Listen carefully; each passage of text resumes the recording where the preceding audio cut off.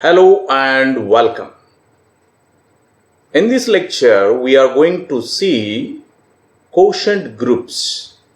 This is a very important concept in the group theory called as a quotient group.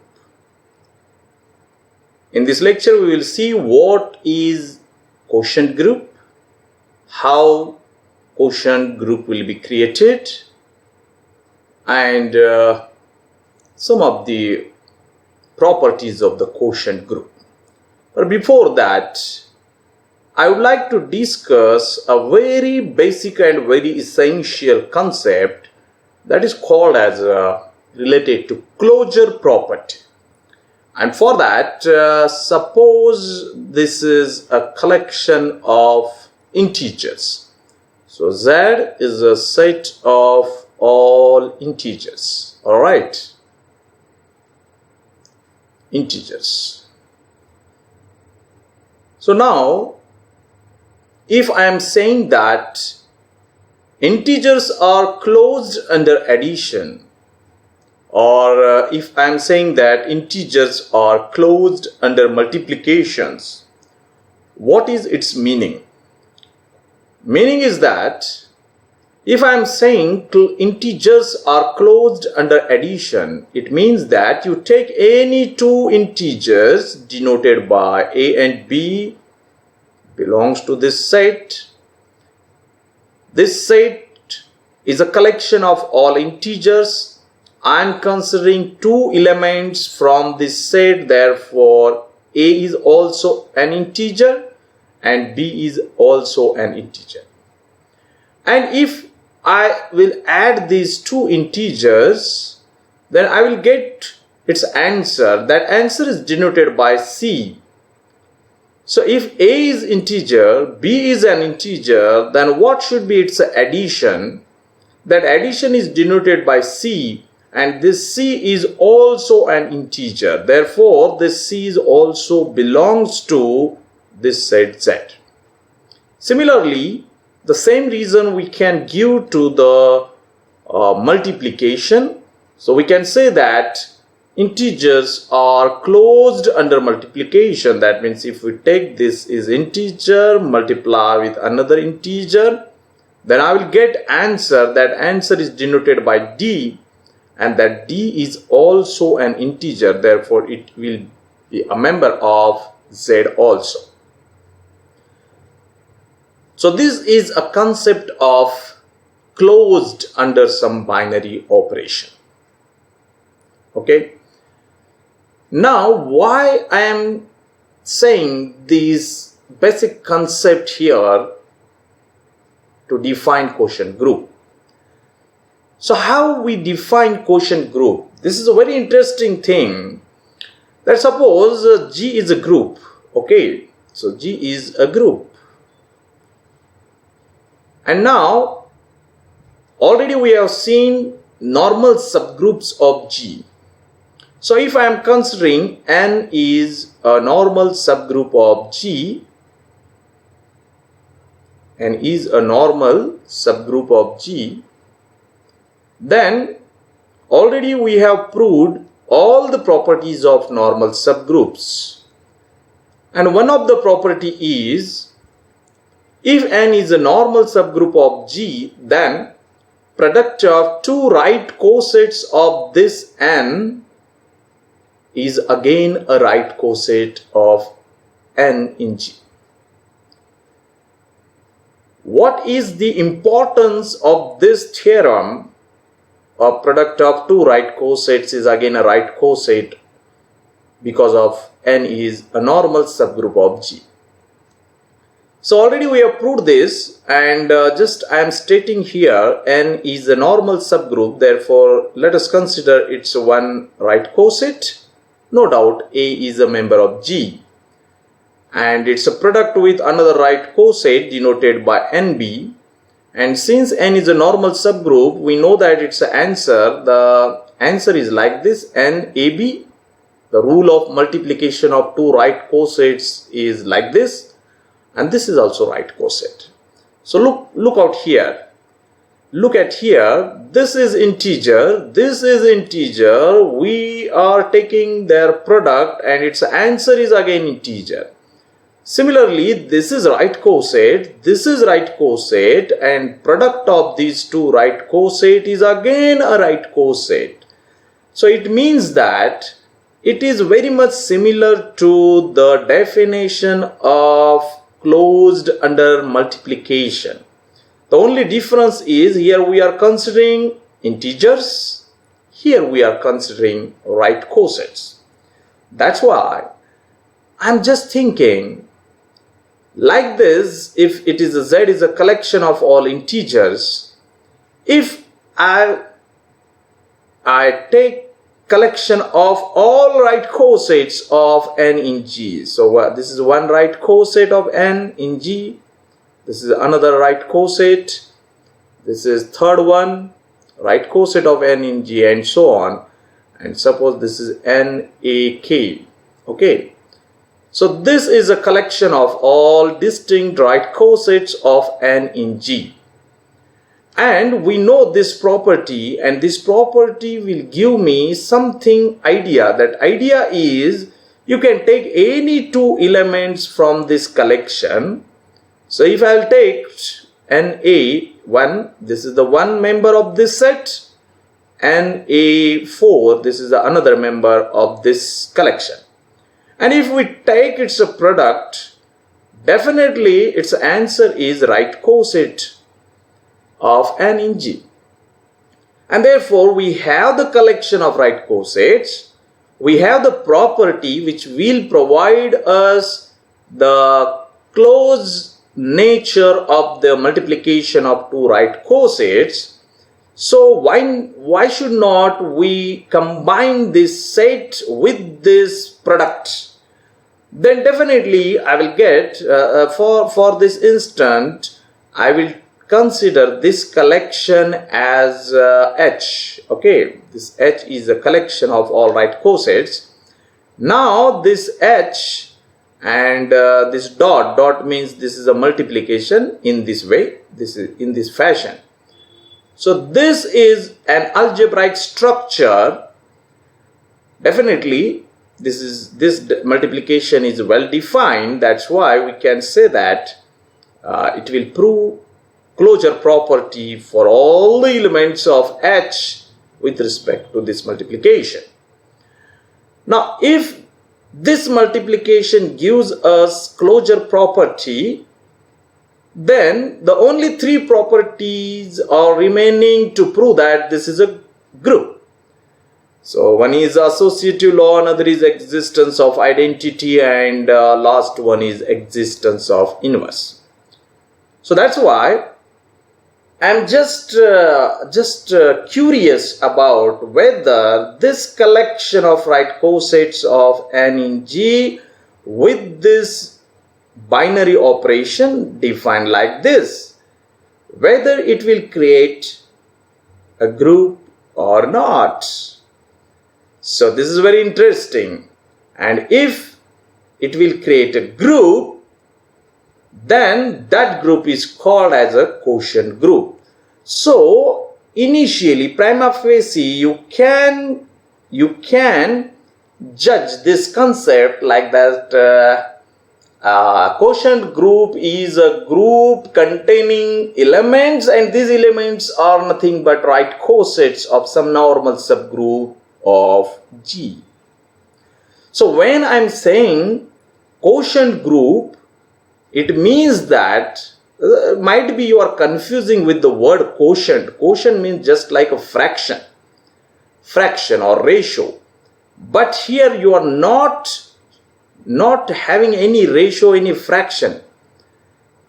So why the name quotient is given? Because if it will become a group, so this group is denoted by G by N.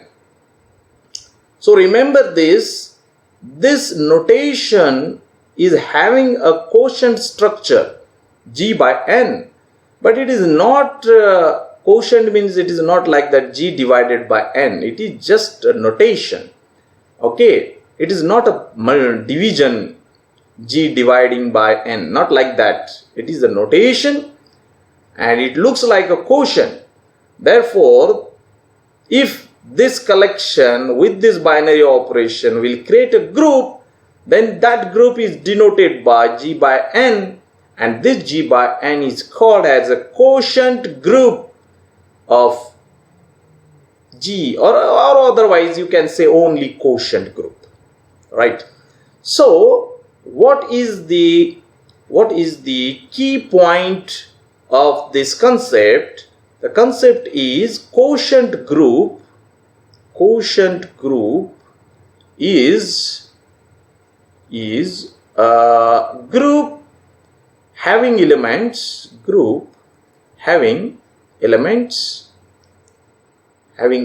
and these elements are having elements which are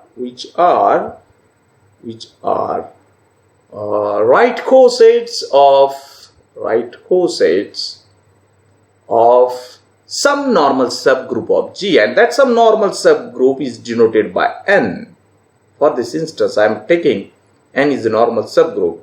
So right cosets of N in G. And that's why who is normal subgroup, which we are considering here, that's normal subgroup is of which group. So to declare the group and its a normal subgroup, that's why the notation is created like this. So if G is in the numerator, that means it is the original parent group, and this denominator is a normal subgroup of that G, and G by N is a collection of all right cosets of N in G. And using this fact of multiplication of two right cosets, we can show that this collection is itself group, and that group is called as quotient group. I hope that you will clear all these ideas of quotient group. Now the interesting thing is, if G is a group and N is a normal subgroup, then we have to show that this is quotient group. So maybe the question will be asked like this: theorem. What is the statement of theorem? That if N is a normal subgroup of G, you can take any other notations for normal subgroup, but here I am considering capital N is a normal subgroup of a group G,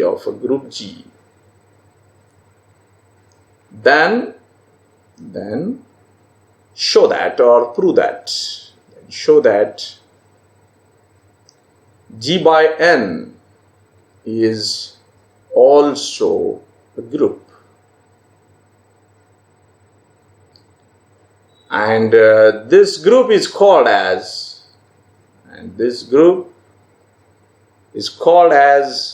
you know what is its name?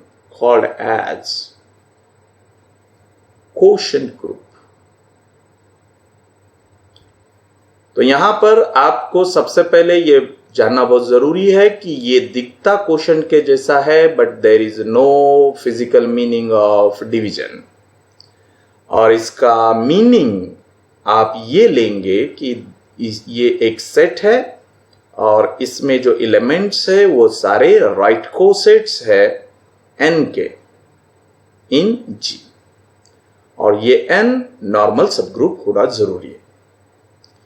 तो ये एक बात समझ में आ गई कि आपको मीनिंग समझ में आ गया कि what is the meaning of G by N, and we have to show that it is a group. Okay, so dear students, do you know to show the group what we want to show, what we want to prove that?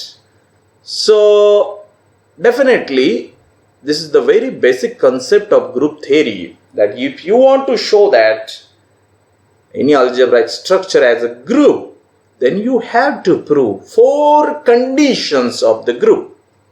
The first one is closure property, second is associative law, third is existence of identity, and fourth one is existence of inverses. Okay, so now the target is we have to show that G by N is a group. Therefore you must understand what are the elements present in G by N. So we can mention here G by N is equal to, what is this? It is a set of all distinct. वैसे इसकी जरूरत नहीं है बोलने की, क्योंकि set में सारे एलिमेंट डिस्टिंक्ट ही रहते हैं. आपने सेट बोला है, इसका मतलब कोई भी एलिमेंट आप रिपीट नहीं कर सकते, तो ऑब्वियसली सारे एलिमेंट डिस्टिंक्ट ही रहेंगे. तो ये वर्ड आप ड्रॉप भी कर सकते हो, क्योंकि आपने सेट डिक्लेयर किया है. Set of all right cosets of N in G. ये इन जी का मीनिंग होता है कि राइट कोसेट बनाने के लिए इस एन को एक एलिमेंट से राइट से मल्टीप्लाई करना होता है, और वो एलिमेंट इस ग्रुप से आप ले सकते हो या आपको लेना है. दैट्स वाई इसका लिखने का तरीका है right coset of N in G. Okay, now since अब आप यहां बाइनरी ऑपरेशन कौन सा लेंगे, तो आपको यहां डिक्लेयर करना होगा कि since n is a normal subgroup of G,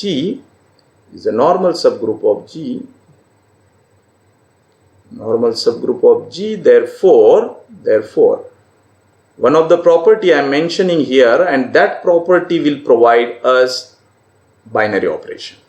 कौन सी प्रॉपर्टी है वो? कि product of two right cosets, तो therefore NA right coset multiply with another right coset is NAB. तो मल्टीप्लिकेशन आपको ऐसे करना है, और जो आंसर आता है वो भी राइट कोसेट ही आता है. तो ये इस तरीके का मल्टीप्लिकेशन हम यूज करेंगे इस G by N के एलिमेंट्स के लिए, और वो ऑपरेशन और ये सेट मिलकर बनाएंगे ग्रुप. तो ग्रुप की पहली कंडीशन, तो पहले हम क्लेम लिख देते हैं. Claim to show that G by N, this G by N is a group that we want to show that. Now the first condition of group is, you know what is that? Closure property. Exactly, closure property. So what is the meaning of closure property? The meaning is you take any two elements from the set. So let NA and NB belongs to G by N, any two elements, and you have to show that the product of these two elements is again a member of G by N. अगर आप ये दोनों का product जो भी आएगा वो again G by N का मेंबर होगा, ये प्रूव करने में सक्सेसफुल हो जाते हो, तो G by N, सॉरी, ये क्लोजर प्रॉपर्टी क्या हो जाएगी? सेटिस्फाई हो जाएगी. Now the question is how to take the product of this two. तो मैंने यहां पहले ही बोला है कि ये आपको यूज करना है as a binary operation. Therefore NA into NB, और इसका answer according to binary operation आएगा NAB. Now you have to check only the answer is whether right coset और नॉट. राइट कोसेट के लिए जरूरी होता है n चाहिए, और n के राइट को G के एलिमेंट से मल्टीप्लिकेशन होना चाहिए. तो यहां पर जो A है वो G का मेंबर है, no doubt. B again G का मेंबर है. अब हमें ये प्रूव करके बताना है कि ये तो राइट में दिख रहा है AB, only thing is whether AB is a member of G और not. So G is a group. This A and B are the members of G, therefore already closure property is satisfied in G. So आप यहां लिख सकते हो कि since A and B belongs to G. G कौन है? G is a group. G is a group. And therefore, using the closure property in the group G के अंदर की जो क्लोजर प्रॉपर्टी है उसके रिस्पेक्ट में हम ये बोल सकते हैं कि ये A B is again a member of G. तो ये चलिए राइट में भी है and it is a member of G, therefore N A B is a right coset. तो क्लोजर प्रॉपर्टी का मतलब होता है कि ये राइट कोसेट है, ये राइट कोसेट है, इनका प्रोडक्ट भी राइट कोसेट ही आना चाहिए. वो तो आ गया. And therefore closure property satisfied. Closure property satisfied. Okay, all right. Now let us move to another property, that property number 2, that is called as associative law. Associative law. Now we want to show that associative law holds for all the elements of G by N. And for that purpose, we are putting a claim, so that will clearly gives us idea what we want to show that. So I am putting the claim. क्या prove करना है? To prove that associative law के लिए 3 element लेने होंगे G by N के. तो ये NA into NB into NC is equal to NA into NB inside the bracket, and then finally multiply with another remaining right coset, that is NC. Now this is associative law actually, and this we want to show that. यहां पर NB और NC का पहले product लेना है, bracket है तो उसका पहले लेना होगा, और उसके बाद NA लास्ट में मल्टीप्लाई होगा. तो यहां पर ऑर्डर मायने रखती है कि पहले किसका प्रोडक्ट हुआ है और बाद में किसका हुआ है. तो यहां NB और NC का पहले प्रोडक्ट हुआ है, फिर NA का हुआ है. तो उसका जो आंसर जो भी आएगा वो इसके बराबर होगा, लेकिन यहां पर मल्टीप्लिकेशन का ऑर्डर चेंज है. जैसा लेफ्ट में है वैसा राइट में नहीं है. And that is the beauty of associative law. तो यहां राइट में NA और NB का पहले प्रोडक्ट लिया है और उसके बाद NC को प्रोडक्ट में लिया गया है. Still the answer of both side is same. यह हमें प्रूव करके बताना है. तो कैसे प्रूव करेंगे? तो हम लेंगे LHS. लेफ्ट हैंड साइड में आपको लिखा है NA इंटू ब्रैकेट में है NB इंटू NC. तो यहां पहले ब्रैकेट को सिंप्लीफाई करना होगा, तो NA मैं लिखता हूं एज इट इज, और ब्रैकेट का जो आंसर आएगा वो आएगा NBC, if I am correct, है ना. ऐसा ही रूल है राइट कोसेट के प्रोडक्ट का.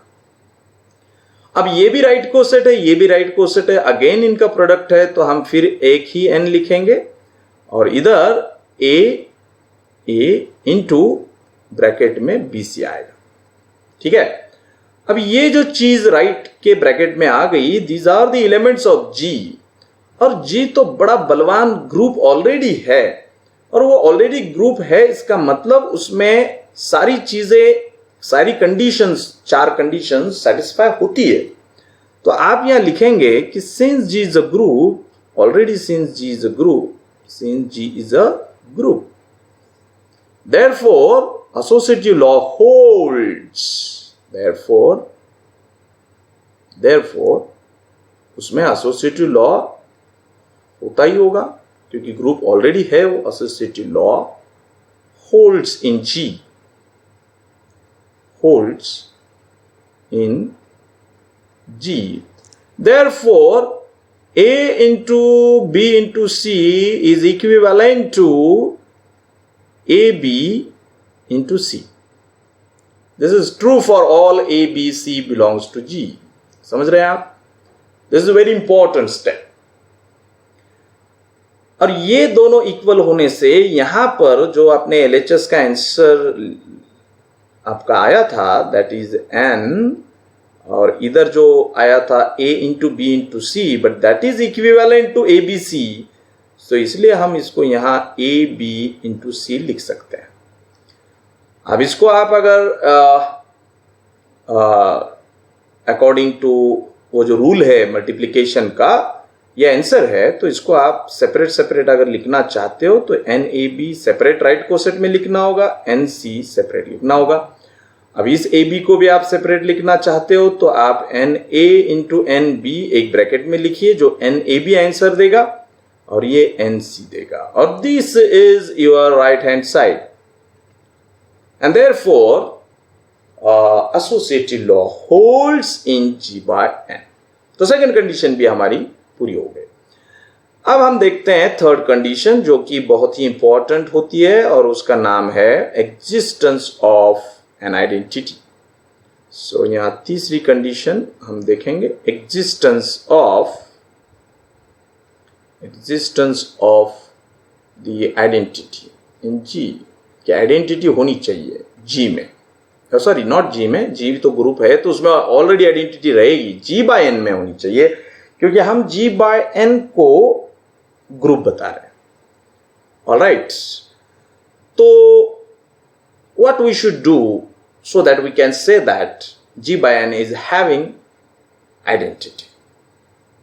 वो कौन होगा जो आइडेंटिटी का रोल प्ले करेगा G by N में? तो G by N का मेंबर है तो वो राइट कोसेट तो होना ही चाहिए, राइट कोसेट तो होना ही चाहिए, और राइट कोसेट होने के साथ साथ उस राइट कोसेट को आप किसी भी दूसरे राइट कोसेट को मल्टीप्लाई करोगे तो आंसर वही आना चाहिए जो राइट कोसेट था। मैं जो बोल रहा हूं वो उसका मीनिंग ये है कि आपको एक एलिमेंट लेना होगा जो राइट कोसेट होना चाहिए, और वो किसी को भी राइट कोसेट को मल्टीप्लाई करेगा तो उसने आंसर को चेंज नहीं करना चाहिए। That is the meaning. So that's why पहले हम ऐसा एक एलिमेंट तैयार करते हैं जो राइट कोसेट होगा। तो हम लेते हैं एन लेते हैं, अब उसको राइट से एक एलिमेंट से मल्टीप्लाई करना होगा राइट कोसेट बनाने के लिए, और वो एलिमेंट आएगा जी से, और जी तो ग्रुप है, ग्रुप में तो आइडेंटिटी होती है, और उस आइडेंटिटी को अगर हम ई से डिनोट करते हैं तो पर्टिकुलरली उस आइडेंटिटी को मैं यहां पर लूंगा और एन को मल्टीप्लाई करूंगा राइट से। So N E is right coset, right coset of n in G. Then who is E? Where you mention here, where E is the identity in G. ठीक है, राइट कोसेट बनाने के लिए कोई भी जी का एलिमेंट लेंगे आप और मल्टीप्लाई करेंगे राइट से, तो कोई भी एलिमेंट लेना है तो मैंने आइडेंटिटी लिया डिनोटेड बाय ई, और मैंने एक राइट कोसेट बनाया, तो definitely N E right coset हो गया। इसका मतलब N E is a member of G by N. चलो, इसका तो क्लियर हो गया कि ये इसका मेंबर है। नाउ इस मेंबर को ही मुझे ताज पहनाना है आइडेंटिटी का, मतलब इस मेंबर को ही मैं आइडेंटिटी बनाना चाहता हूं जी बाय एन की। तो ऐसे मेरे बोलने से या आपके कहने से कोई आइडेंटिटी नहीं बनता है। You have to show that कि उसमें कैपेसिटी और कैपेबिलिटी दोनों है आइडेंटिटी बनने के। तो आपको एक एलिमेंट लेना होगा जी बाय एन से। लेट जी बाय एन से एक एलिमेंट लेंगे। जी बाय एन का एलिमेंट तो कोसेट रहता है, तो N A belongs to G by N. ये एक एलिमेंट लिया, उस एलिमेंट को आपको मल्टीप्लाई करना होगा इस एलिमेंट से जो आपने यहां पर अभी तैयार किया है। और याद रखिए, अगर ये आइडेंटिटी बनाना चाहते हो आप, तो ये जब Na को मल्टीप्लाई होगा तो आंसर अगेन Na ही आना चाहिए, तभी ये आइडेंटिटी मैं बोल सकता हूं। तो देखते क्या होगा। तो according to definition of product of two right cosets, ये मैं ऐसे लिखूंगा, और ये n keeping as it is, और a इंटू ई तो आप जानते हो वो a ही रहेगा क्योंकि ये आइडेंटिटी है g में। तो व्हाट अ मिरेकल, आपने na को ne से मल्टीप्लाई किया एंड आंसर फिर na आ गया। इसका मतलब ne ने na को मल्टीप्लाई होकर भी आंसर में कुछ खास बदलाव नहीं आया। ये काम तो आइडेंटिटी का ही रहता है, तो इसलिए यहां पर ne आइडेंटिटी बन जाएगा।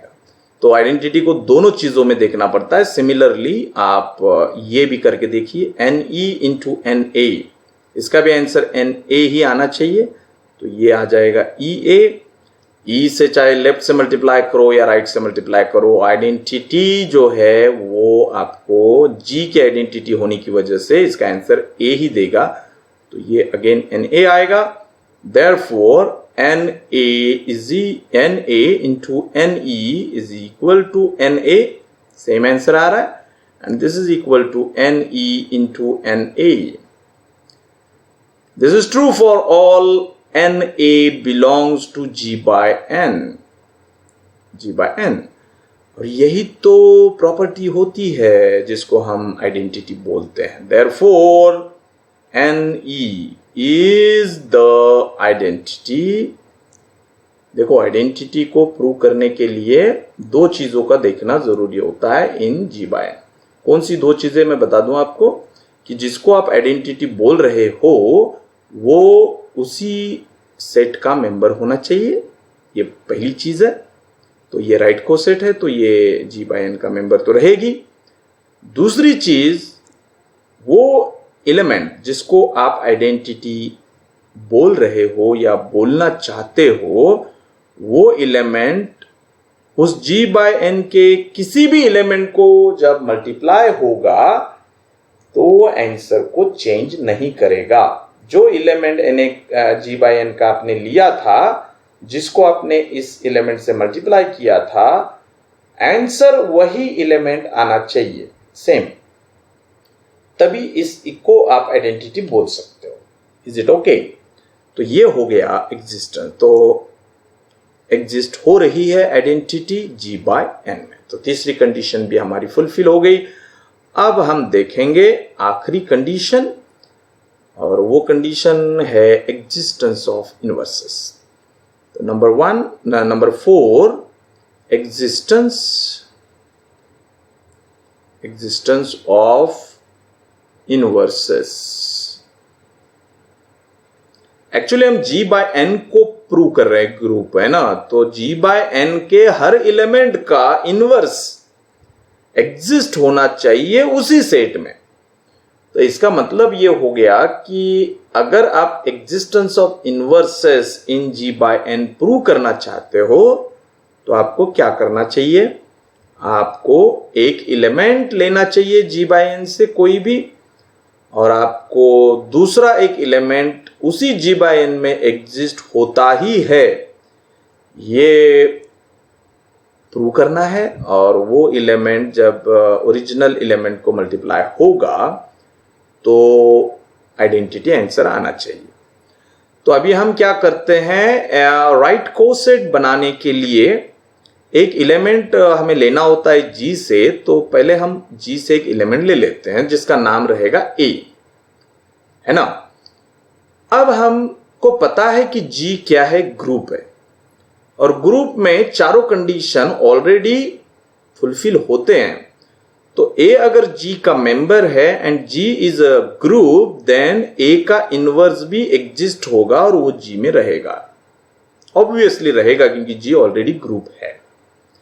तो इसका मतलब लिया हमने एक एलिमेंट, लेकिन उसका इनवर्स भी हमें मिल रहा है g में। तो अभी हमारे सामने दो एलिमेंट है, एक है a और एक है उसका इनवर्स, a का ही इनवर्स जो कि g का मेंबर है। तो अब इन दो एलिमेंट को लेकर हम दो राइट कोसेट बनाते हैं। Therefore NA and another right coset is NA inverse. ये दोनों राइट कोसेट मेंबर रहेंगे कोशेंट ग्रुप के, मतलब g by n के, ठीक है। अब ये जो एलिमेंट है g by n का, जो अभी अभी हमने तैयार किया, क्या वो इस Na का इनवर्स है? Question mark. अब आपको सोचना है, ये तो ओरली हम नहीं बोल सकते।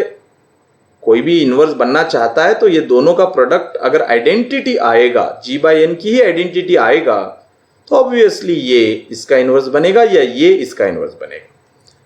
तो यहां पर हमको क्लेम में ये डालना होगा, क्लेम में कि to show that Na inverse is the inverse of Na, ये हमको प्रूव करके बताना है। तो ये प्रूव करना means that is to prove that Na into this Na inverse is equal to identity in G/N, and identity तो हमने अभी देखी है, Ne है। तो ये प्रूव करने के लिए आपको LHS लेना होगा, वो है Na इंटू, ये भी प्रूव करना होगा आपको, दोनों में आंसर आना चाहिए Ne। तो हम पहले ये LHS लेते हैं, Na into Na inverse. We know that how to take product of two right cosets, तो उस हिसाब से ये आ जाएगा ऐसे।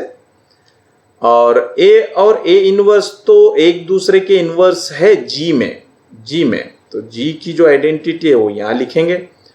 एंड देखिए आपको जो Ne मिला वो आपकी G/N की आइडेंटिटी है।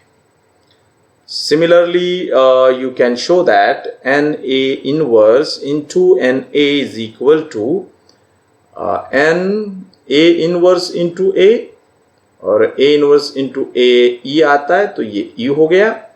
तो आपका काम हो गया, आपकी आइडेंटिटी मिल रही है, इसका मतलब ये इनवर्स है। तो therefore you can declare now Na inverse is the inverse of Na, and this is true for all elements of Na। मतलब G/N का कोई भी एलिमेंट लेंगे तो ये होना ही है। So for all Na belongs to G/N। Okay, therefore there exists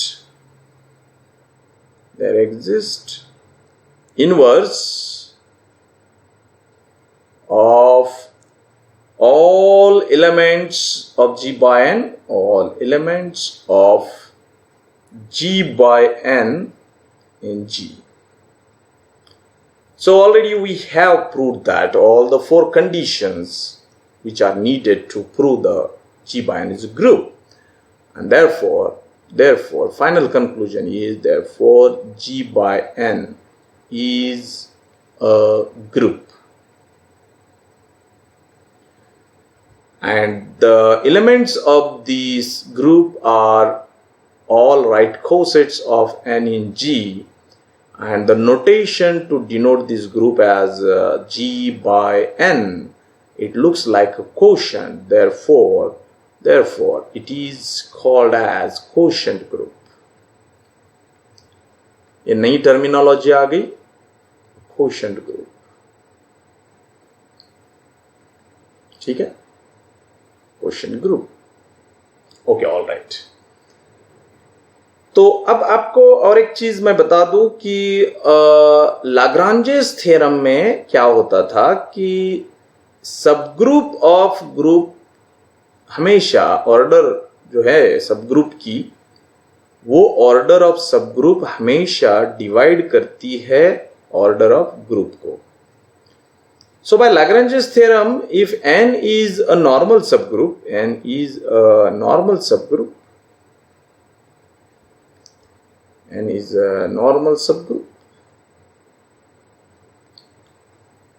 तो ये नॉर्मल है तो सबग्रुप तो है ही ना। तो बाय Lagrange's theorem,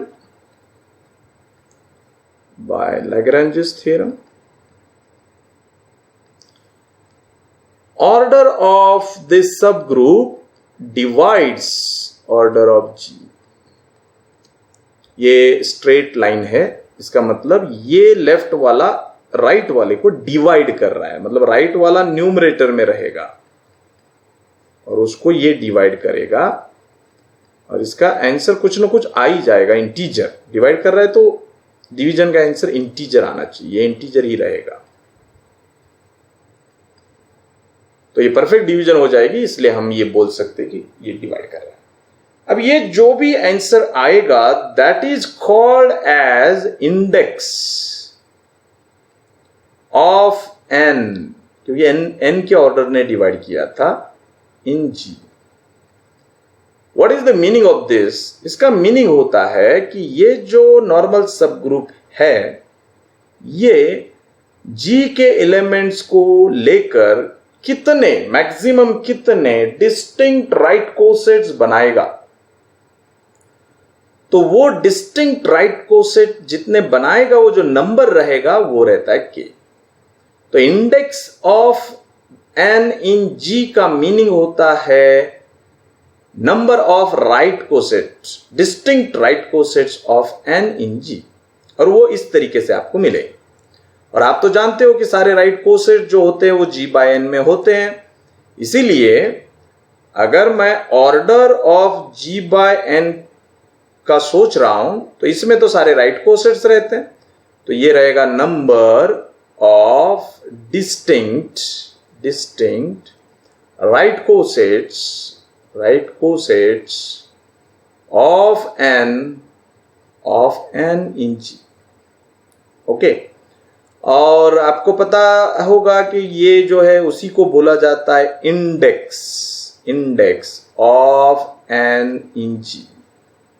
और इंडेक्स का ये अभी अभी आपने फॉर्मूला देखा, तो इसलिए ये बन जाता है order of g divided by order of n when g is a finite group. तो जब भी हमने अभी अभी प्रूव किया कि g/n ग्रुप है तो ऑब्वियसली उसके ऑर्डर के बारे में सवाल खड़े होंगे, और ऑर्डर तभी हम यूज कर सकते हैं या निकाल सकते हैं जब ग्रुप फाइनाइट ग्रुप रहेगा। तो कंडीशन यहां पर यह है कि if G is a finite group, then how you can calculate the order of G/n? तो ऑर्डर ऑफ G/n जो कोशेंट ग्रुप है उसकी order means index of n in G, और index of n in G according to Lagrange's theorem order of G divided by order of n। तो ये एक result आप as a result ले सकते हो, एज अ कॉम्प्लीमेंट्री नॉलेज ले सकते हो, ताकि ये कोई ऑब्जेक्टिव टाइप में अगर आया कि how to calculate the order of question group, तो आप ये लिखिए कि order of G/n is equal to order of numerator जो भी है divided by order of denominator.